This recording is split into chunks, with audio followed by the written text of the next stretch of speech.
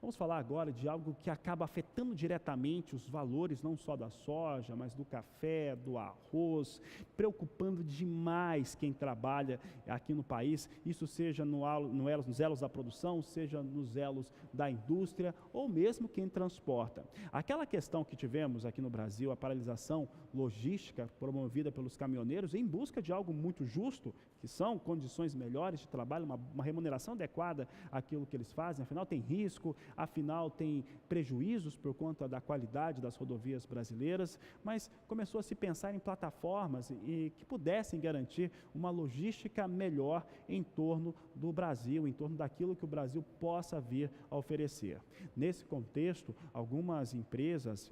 privadas de desenvolvimento, divulgaram alguns artigos de publicações de experimentos e também de planejamentos que ocorrem para garantir essa melhor qualidade. É o caso agora que nós vamos ver, por conta disso nós trazemos uma entrevista com o Rodrigo Batista, da Critic América Latina, que fala um pouco a respeito dessas soluções logísticas. Boa tarde, Rodrigo. Boa tarde, Fabiano. Em relação aos desafios logísticos, principalmente aqueles relacionados à questão de óleo e gás, nós pudemos observar aí recentemente um pouco de vulnerabilidade à dependência do transporte rodoviário, mas principalmente alguns aspectos relacionados à tomada de decisão e as possibilidades para contornar situações inesperadas. Algumas soluções de tecnologia, de fato, têm esse propósito de amparar na tomada de decisões, aquelas decisões que estão orientadas a planejamento e otimização, e o desdobramento de questões de planejamento e otimização podem ser amplamente observados em vários quesitos, né? Quando a gente fala de a forma como a nossa resposta acontece em relação à distribuição de um produto como os combustíveis para os postos de gasolina, ou ainda até questões de planejamento e distribuição, ainda no momento em que o óleo cru é extraído, por exemplo,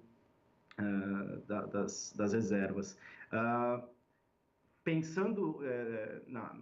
como a gente já trabalha nisso há um bom tempo, a gente enxerga a cadeia de processos de óleo e gás em 3 momentos, né? O upstream, que é do momento da extração até levar às refinarias, o middle stream, que fica que é essa camada de preparação, de refino, de transporte, às vezes do óleo cru e de alguns dos seus derivados já, para outros pontos de distribuição, e por fim a distribuição final, que é o downstream, onde a gente fala da distribuição do combustível até os postos de gasolina que vão chegar ao consumidor final. E nos 3 momentos desse ciclo do petróleo, principalmente, a gente observa que tem alguns desafios de planejamento que podem ser amparados com o uso de tecnologia, seja definir de onde eu vou fazer a extração, ou com que velocidade eu vou movimentar a extração, os recursos que eu vou utilizar ali. Quando a gente pensa nas camadas intermediárias desse processo, a gente fala de uso também de recursos físicos e recursos humanos, e a definição de qual o melhor caminho, eventualmente até levando em consideração algumas variáveis externas de mercado para entender de onde eu devo fazer uma compra de um material cru para fazer o tratamento, e já na ponta, que é onde a gente começou a nossa conversa de hoje, quando a gente fala da distribuição final, os desafios logísticos ficam ainda mais perceptíveis para a gente fala de restrições de rotas, a gente fala de restrições, às vezes, de meio de transporte, e hoje soluções de tecnologia podem apoiar a determinar diferentes cenários, criar cenários com muito mais agilidade, e a partir desses cenários criados com muito mais agilidade, que podem ser cenários proativos ou de resposta a uma determinada condição, como a gente recentemente observou na greve dos caminhoneiros, a partir daí tomada de decisões. Então, de uma forma bem sumarizada, né, o que a gente está dizendo é que os desafios e a complexidade acontecem em todas as cadeias de produção, e não é diferente na cadeia do petróleo, mas algumas dessas variáveis tratadas manualmente não permitem os tempos de resposta desejados. E quando a gente fala da tecnologia para apoiar nesse tipo de situação, naturalmente a gente fala de criação de cenários com mais agilidade, possibilidades de tratamento de informações pautadas em histórico, né? Então a gente fala já de uma inteligência mais de uma análise preditiva baseada em dados anteriores para tomada de uma decisão mais rápida e evitar os estragos. A questão da tecnologia, de fato, a gente percebe que tem uma curva de adoção que ela, no contexto nosso de Brasil e talvez até da América Latina como um todo, ela é um pouco mais lenta, né, porque a gente está falando de fazer investimentos que são relevantes, mas principalmente, Fabiano, tem uma questão de tratamento das informações e de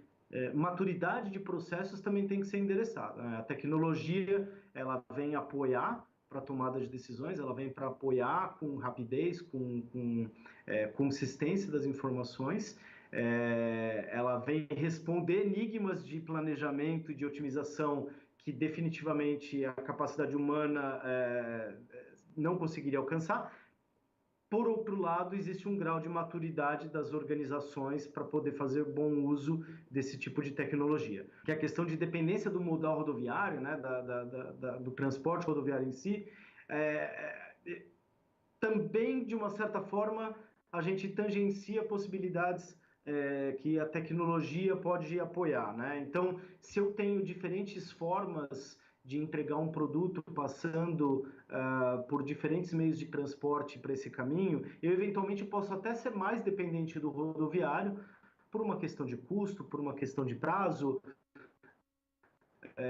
mas se eu tiver modeladas as opções, se eu tiver conhecimento das opções e puder fazer o uso então da tecnologia para simular como eu faria o uso desse tipo de alternativa, ainda que saísse talvez mais caro, ou que demorasse um pouco mais, ou que nem saísse mais caro, mas que tivesse alguma limitação, às vezes, ou de volume ou de frequência, ainda assim seriam alternativas muito mais exploradas e, consequentemente, a gente não estaria numa situação de observar a dependência no transporte rodoviário tão intensamente.